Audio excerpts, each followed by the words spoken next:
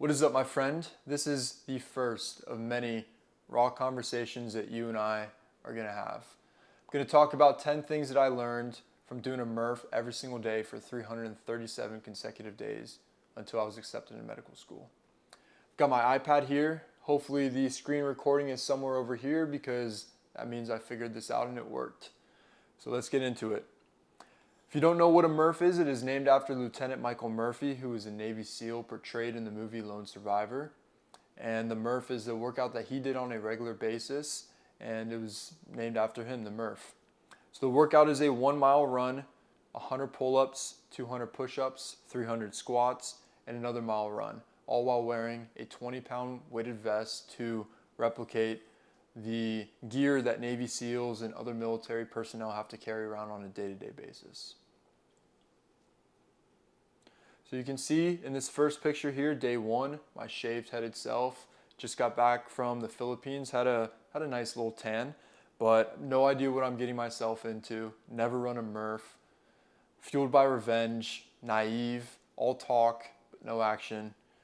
And you see me here, day 337, not as tan because Virginia doesn't have the best UV index, but in the best shape of my life, more confident than ever, fueled by discipline and more focused on taking action and not talking so much. So the first thing started out on social media, but quickly transitioned into my regular life, and that's I don't care what people think.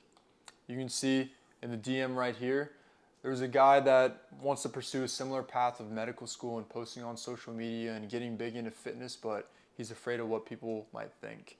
And there's an Alex Hormozi quote that I love where he talks about everybody's going to laugh at you, everybody's going to poke fun at you until you pop off, until you go viral.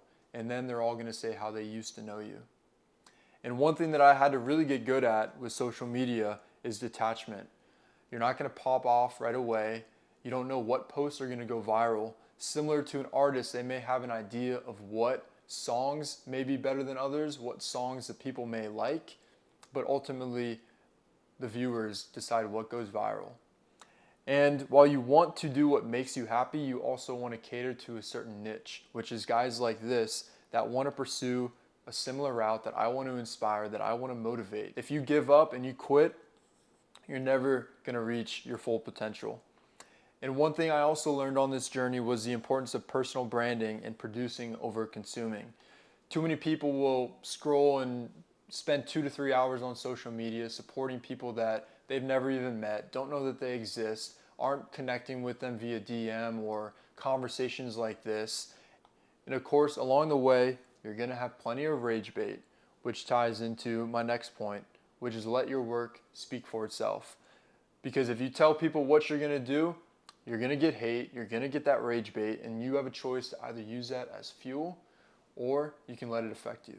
One thing I was really proud about in this journey is that I only told about 2 people when I first started that I was going to do this. And throughout the journey, I didn't really talk about it to anybody. I wanted them to find out on their own. I wanted them to find out through the grapevine. But one thing that most people don't understand is that when you talk about your goals, when you tell people you're going to do things before you actually did them, your brain actually releases dopamine, which is a hormone that makes you feel like you already accomplished things when you didn't. It's the same hormone that goes off when you do drugs, when you eat fast foods, when you watch porn, and all it is doing is destroying motivation and drive and reward and all of that. So by letting other people find out through the grapevine, not only will they respect you more, but you also get rid of that psychological factor that is just ingrained in us. And I think personally more people will be impressed and more people are going to respect you by finding out from either other people or when they add your phone number into their contacts and all of a sudden your TikToks are popping up on their feed and they're DMing you or texting you and being like, yo, why didn't you tell me that you were doing this? I think it makes people more curious and honestly respect you more because you're humble. You're not going around and bragging about what you're doing. You're stacking accomplishments every single day. You're proving it day in and day out rather than going and saying, hey, this is what I'm doing. This is what I've already accomplished. You got to really remind yourself that there's always somebody working harder. There's always somebody doing more. You can always be doing more. So don't get too caught up in talking about all the things that you've done, all the things that you're going to do, because it comes off as insecure. And this ties in to my next point, respect and confidence. You think either of these guys are walking around demanding respect or faking confidence? Hell no. So where does confidence come from? Confidence comes from stacking W's and learning from your losses. Personally, I think you only lose if you give up. Otherwise, it's just a learning experience. Confidence also comes from doing what you say you were going to do. You think if I told myself I was going to do a Murph every single day until I was accepted into medical school, and 50 days in I said, oh, I'm going to take a break because my legs hurt, or I'm waking up with spasms in my arms because of all the pull-ups and push-ups that I've been doing? No, I would not have confidence. I would not be able to look at this camera and speak with such authenticity of the things that I learned and the things that I experienced if I faked it all. You can't fake confidence, because at some point people are going to see right through it, or they're going to see in your eyes and your body language that you're not who you say that you are. One thing that's innate in men is we crave power, but power doesn't come without respect and confidence. The loudest person in the room is typically the most insecure. You think going and telling everybody about all of your accomplishments is going to make them respect you? No. It's going to make you look like you're looking for external validation. It's going to show how unconfident and insecure that you truly are. One thing I didn't necessarily learn from the Murph, but I wanted to add in here, was what's the quickest way to make people like you? And it's by asking them about themselves. People love to talk about themselves. So asking people questions and being curious about who these people are and what makes them them, and hearing their story is just going to make them like you even more, and ultimately it's going to make them respect you even more, especially if you have confidence already. Fourth is discipline is over motivation. So what is discipline? To me, discipline is doing what you say you're going to do despite how you feel. A quote that a surgeon that I worked for told me after one of my breakups was, don't sacrifice what you want right now for what you want down the road. And that is discipline.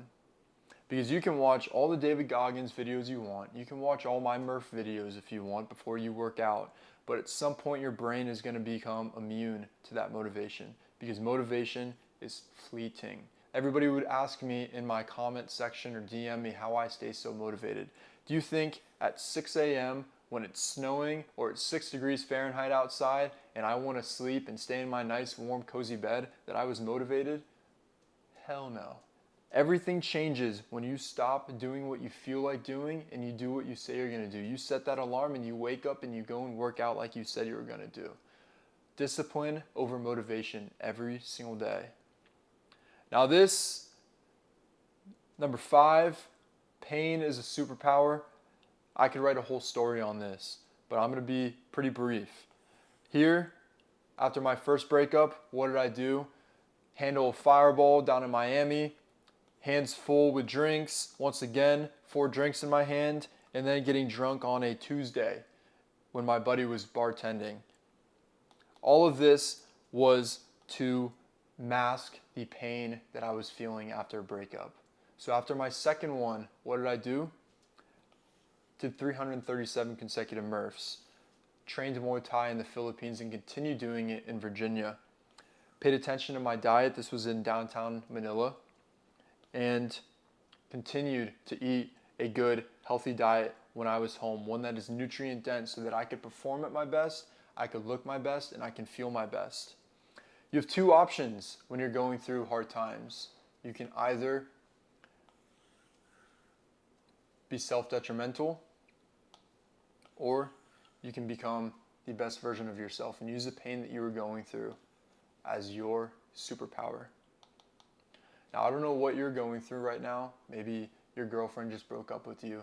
Maybe you're unsure of where to go in your life. Or maybe, unfortunately, you have the death of a loved one, which I'm sorry about. But the thing that you shouldn't do is soak in that pain and try to mask it.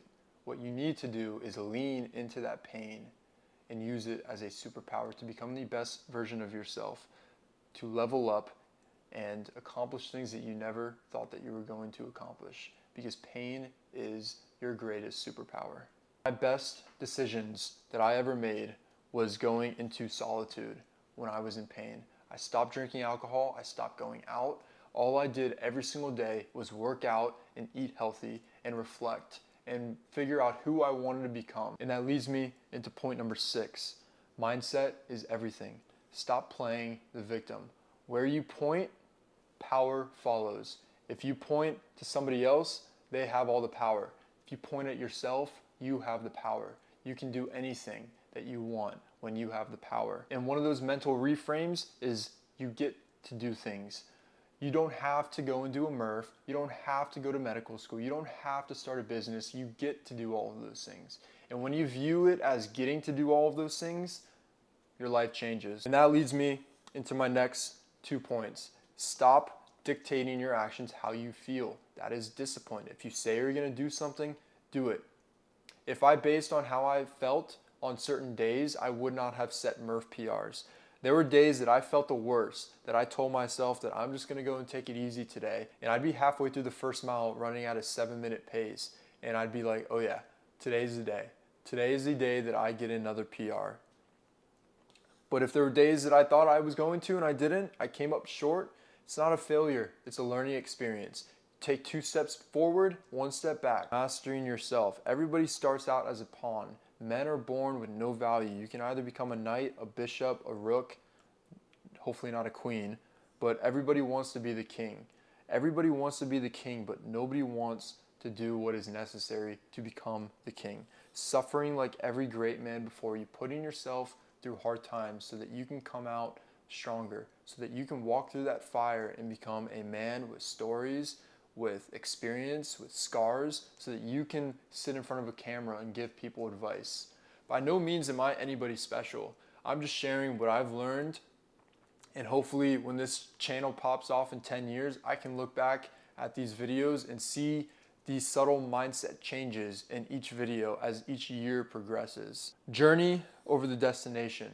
If God told me 4 years ago during COVID that it was going to take me 3 medical school cycles, I'd have to take the MCAT 3 times, I'd move to 4 different cities, work 2 different jobs, have 2 girls that I loved walk out of my life just to be accepted in medical school, probably wouldn't have done it. To be completely honest, I probably would have gone and done something a little easier and more time efficient. But that is exactly why God will show you the finish line, but He does not show you the path that you have to take to get there, which is why you have to embrace the journey, because it really is all about the journey. Once you get to the destination, if you're anything like me, you're like, okay, what's the next goal? What's the next achievement? Enjoy the hurdles that you overcome, because that is what gives life flavor. Number 7, if you're scared to do it, that is exactly why you should do it. Muay Thai, I never trained in my life, so I went over to Southeast Asia to put myself in extreme circumstances, that I could see what it is really like to get your ass kicked and know that you're not going to die. My first Murph was on day 1. I'd been scared to do a Murph for 4 or 5 years because the idea of doing 100 pull-ups, running 2 miles, 300 air squats, and not throwing up, that was beyond me. I thought that workout was easily going to be an hour and a half of suffering. And it was. My first Murph took me an hour and 10 minutes. But by the end of it, I did the unpartitioned version in about 37 minutes, and I did the Walmart or partition version in as fast as 28 minutes or so. We suffer more in our own minds than we do in reality. Everything that I did, it was way worse up here than it actually was.